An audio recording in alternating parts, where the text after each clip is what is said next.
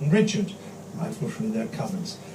Michael, Liz, let me posit an unfashionable prognosis and get you to react. The Attorney General Geoffrey Cox comes back from Brussels with enough of a legal safeguard on the backstop that the Tory hard Brexiteers split. Maybe only about 20 are prepared still to vote against the May deal. The DUP comes on board, which helps with Tory backbenchers. So do a couple of dozen Labour MPs from the north who don't like the idea their party is now in a second referendum. Add all that up, the amended May deal passes. Discuss. It's just about possible, but I don't think it's going to happen. First of all, there won't be any worthwhile concessions from the European Union. They weren't thinking of any in the first place, but now that the House of Commons will vote against no deal and will vote for an extension of Article 50, in other words, Britain getting stuck in limbo in the European Union, any reason that the European Union had to make any concessions has now disappeared. I do not think that the DUP can possibly vote for Mrs May's deal. We saw Nigel Dodds reaffirming his position very clearly. Against the May deal as it stands? No. That wasn't my theoretical proposition. No, what he said there was that they had to have a legal guarantee on the backstop which was as firm as anything in the treaty. That is not going to happen. Could be done by a codicil. We saw Jacob Rees-Mogg making the same point a moment ago. The Brexiteers will understand that if they don't vote for Mrs May's deal, the likelihood then is that we will go into an extension of Article 50, which in my view will not be 3 months but will be 2 years. So, I mean, Brexit will probably be pretty much dead. So I think they understand that they're either voting for Mrs May's deal or the slow death of Brexit. So why would they vote in a way that in your analysis would make Brexit dead when their name give me a chance. Brexiteers? Give me a chance to tell you. So I absolutely agree that some Brexiteers will peel off and the result will be a great deal closer than the 230 that it was last time. But people like Nigel Dodds and the DUP and a good number of Tory Brexiteers will not be able to vote precisely because the backstop does what it says. That is to say, it treats Northern Ireland differently from the rest of the United Kingdom, and that is not a price they can pay. They can see the calamity that will follow, but I don't believe they'll be able to vote for it. Liz, how do you see it? You could be right.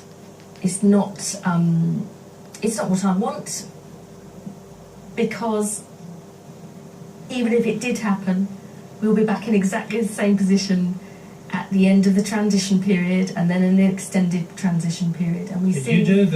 Can you sense that the ERG, which is the group of the there's lots of rumours in the Commons about some splitting off because they fear that they will end up with a very, very soft Norway-style Brexit or no Brexit at all. I don't know whether Michael is saying what he did because that's what he wants to happen. I'm sure he knows the hearts of the ERGers better than I do. I would simply say this. We forget that the withdrawal agreement sorts nothing about the future relationship. No. And people who think that this is going to get Brexit done are absolutely deluded. No, but it's a Norway agreement and not is for the future relationship negotiations, not the withdrawal. But for the deal to get through, you need, other things being equal, 116 members of Parliament to change their minds. That's a big number. It's a big hurdle. I'm perfectly happy to give you 70 or 80, but I can't see 160. No, it's a fair point. So supposing Michael's right, then the May deal is voted down. Then the Commons will vote that we don't leave on any on no deal. Then it votes to extend Article 50, because that's a two-way street. Europe has to agree to that. Brussels, Berlin, Paris will demand a purpose. They will dictate the length. What would be the purpose, and how long would the length be of extending Article 50? Well, I absolutely agree. It must be for a purpose, and that has to be to face up to the real choices about what Brexit really means. And my view, having come to this through a lot of difficulties, is when you have an honest analysis of either you stay close and you end up being a rule taker, or you have a clean break with the risks and disruption that brings. We should be honest with the British people about that and say, do you want that as your version of Brexit? So a second or do you want vote? to stay? Yes. So the and purpose, hold on, this is important. Should be the for purpose of an extension for someone would like be me to a second is vote. that I believe we Right. should have that But real debate and have a second But here's vote. your problem. There's not a majority for a May deal so far. There's not a majority for a second vote. The duration, to answer your question, is 2 years, and the purpose is to thwart Brexit. Who will determine the 2 years?